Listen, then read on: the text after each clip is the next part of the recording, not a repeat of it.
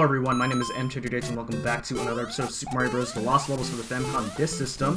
Where last time we got past World 6, and now in this part we're going to be doing World 7, so let's go ahead and do it. Now, World 7 doesn't exactly have the funnest set of levels to do, and, well, you can already kind of see why, because right off the bat here in 7-1 it's kind of painful. And I'm gonna grab the star here. It's not because of that right there, but it is because coming up right here, yeah, you don't want to deal with that mess right there without a star. Otherwise, it kind of sucks.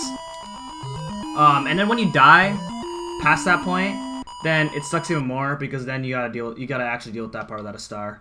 Because you'll spawn at the checkpoint, which is past the star, and it's unfortunate. But now here we are in 7-2, and 7-2 has a very similar concept to 5-3. And hold on, I gotta go ahead and do this right here.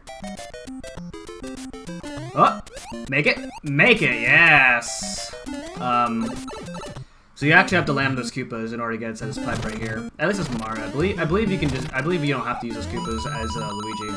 But I'm gonna go ahead and head down over here and grab this fire flower. A lot of people get kind of surprised that there's a fire flower in this sub area. It actually makes this part quite easy.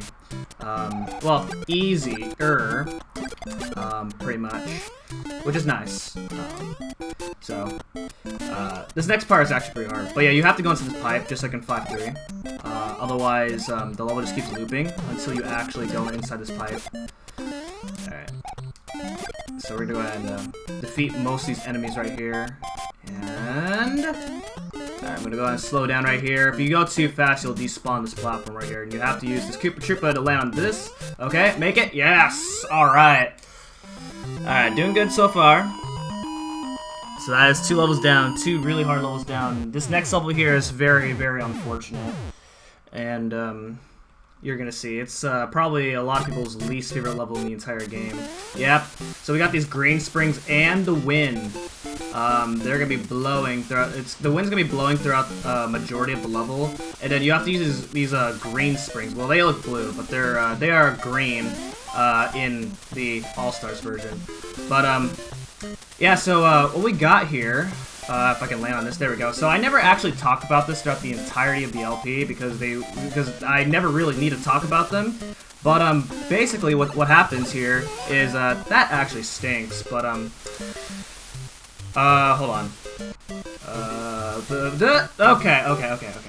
Alright. Yeah, I never talked about this, but so these green springs right here, they send you flying really high up, and we've seen these a few times in some of the levels, and I've never used them at all because you never really need to use them up until this point of the game. They send you flying up really high up. And it's not very useful because you go so high up it's kind of hard for you to see, and because there's not very much ground in 7-3, it actually, like, it's so easy for you to die. So, thankfully I got to that first try, but also we're followed up with a very painful castle. As you can see, I just died there right off the bat.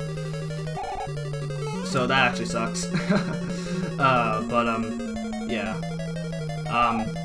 But actually, there are some green springs in some of the levels where, that is actually very unfortunate.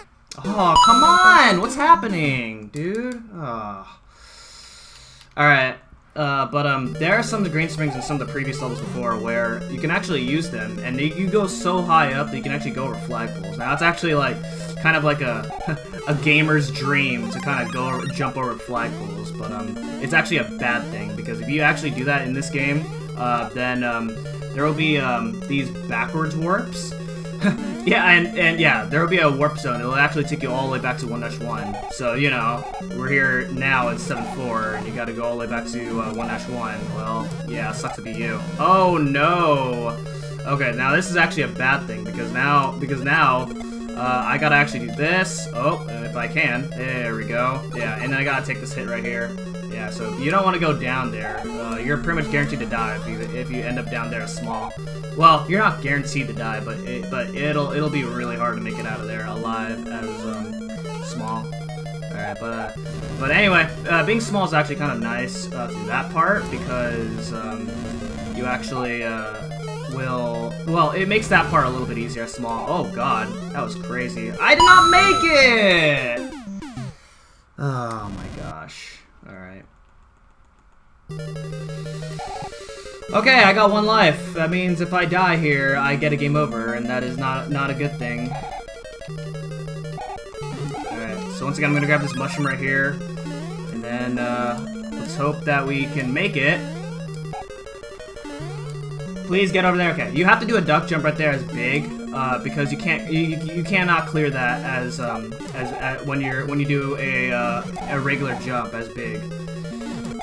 Okay, do that, and then do this. There we go. All right, avoid the really sucky part right there.